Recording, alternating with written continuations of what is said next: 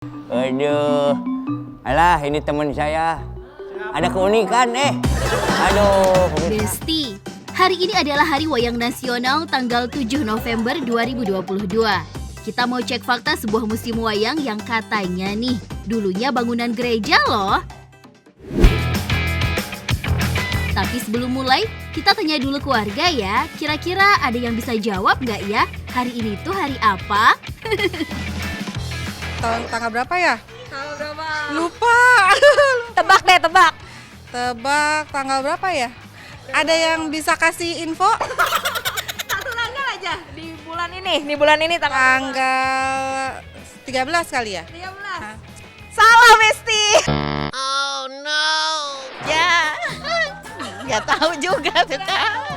Tebak deh, tebak. Nah, tidak boleh minta teman-teman.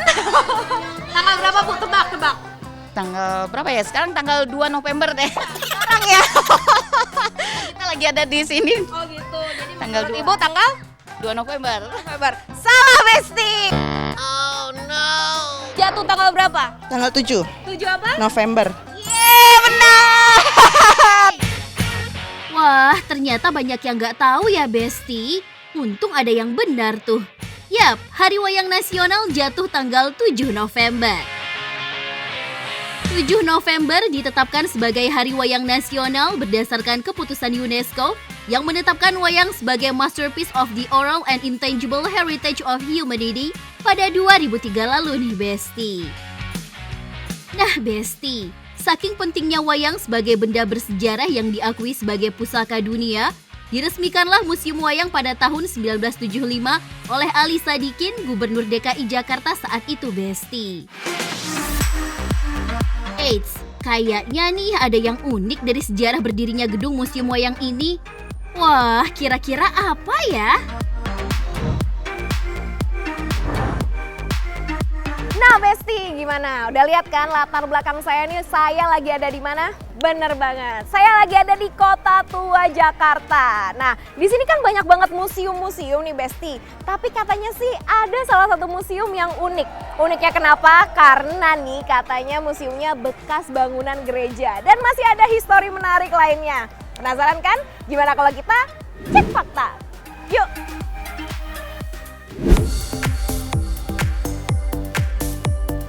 Jadi ini dia Museum Wayang Besti, yang katanya sih berdasarkan sejarah pernah menjadi gereja di tahun 1600-an.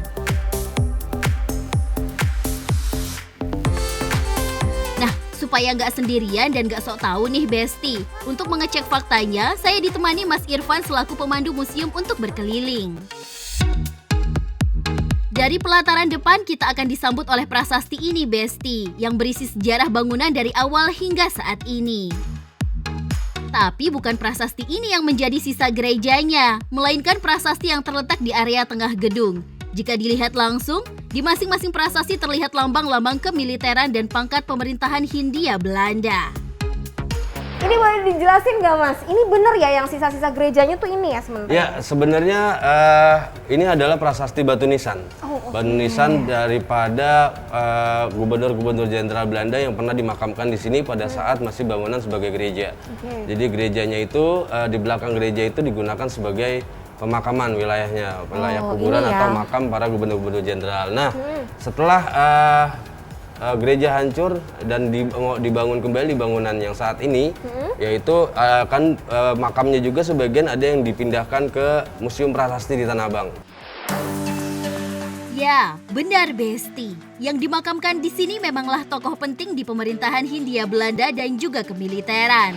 Salah satunya nama Jan Pieter Zonkun, Gubernur Jenderal VOC yang memerintah di tahun 1600-an. Nah, di situ ada tulisan gereja tentang sejarah gerejanya yang 1640 sampai 1732 menjadi De Oude Holland Kerk atau De Oude Holland Kerk atau gereja Belanda Lama. Gereja Belanda Lama. Terus setelah gereja Belanda Lama, gerejanya dirubah bentuknya dan juga namanya menjadi The New Holland Kerk atau gereja baru Belanda tahun 1736 sampai 1808. Cuma Besti, kalau tadi prasasti menceritakan sejarah gereja, sisa bangunan gerejanya di sebelah mana ya? Nah Besti, tadi tuh info dari Mas Irfan nih, katanya kalau mau melihat sisa-sisa gerejanya di Museum Wayang tuh ada di mana? Ini dia, ada di bagian depannya Besti. Jadi area depannya ini didesain seperti gereja yang ada di tahun 1600-an. Keren ya? Yuk kita masuk lagi.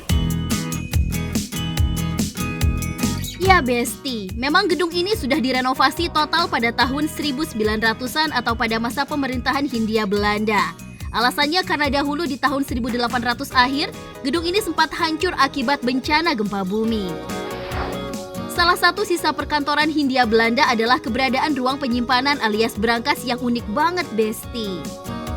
Pintunya besar sekali ya, tebal sekali, kita bisa buka. Waduh. Ini kita bisa. Ini berat beneran ya Mas Yani? Berat beneran, mau coba buka atau tutup boleh?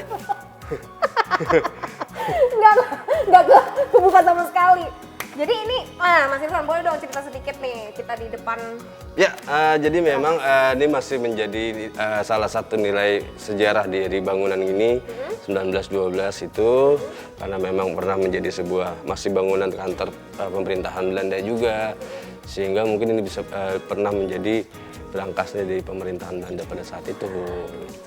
Nih Besti, bayangin ya, berangkasnya zaman Belanda gedenya segini, ditutup aja susah, jadi nggak mungkin dicuri ya Mas ya? Pastinya.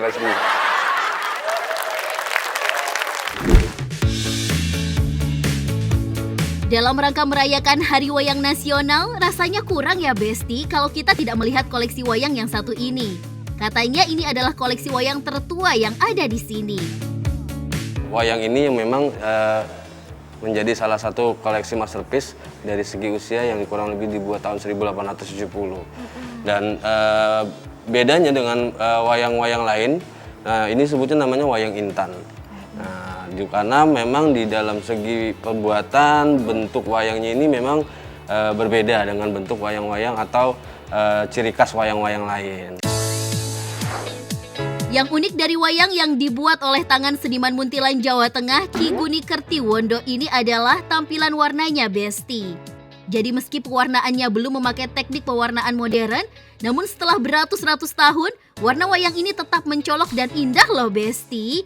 Bahkan sangat detail pada bagian polanya.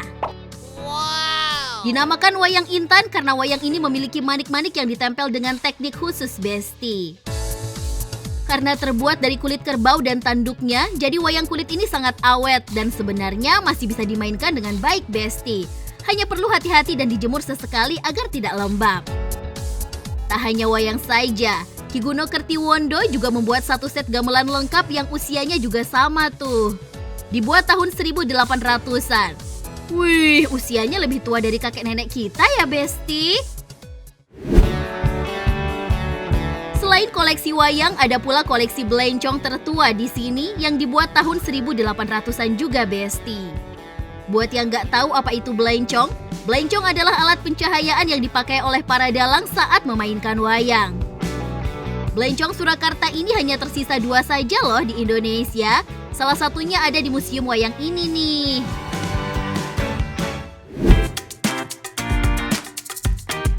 Sebenarnya ada banyak lagi Besti, sisa peninggalan sejarah, mulai dari sisa-sisa gedung gereja, kantor Hindia Belanda, dan koleksi museum yang keren-keren lainnya kayak gini Besti. Nah Besti, saya sudah capek nih keliling-keliling Museum Wayang. Puas banget dan ternyata bener nih faktanya bahwa kalau dirunutin dari sejarah, Museum Wayang ini memang tadinya adalah sebuah gereja, kemudian sebuah kantor Hindia Belanda, dan akhirnya diresmikan menjadi Museum Wayang yang kita tahu sekarang ini nih. Keren banget, jadi Besti harus datang dan selamat Hari Wayang Nasional dan sampai jumpa di Cek Fakta berikutnya. Dah Besti!